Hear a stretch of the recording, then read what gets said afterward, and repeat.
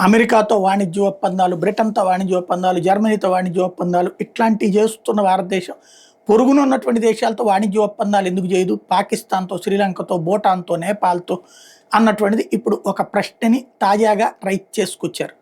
దీనికి పీయూష్ గోయల్ చెప్పుకొచ్చారు. ఇక్కడ ఎవరితో వీళ్ళందరూ మనతో వ్యాపారాలు బాగానే చేసుకుంటారు. ఒప్పందాలు అనవసరం.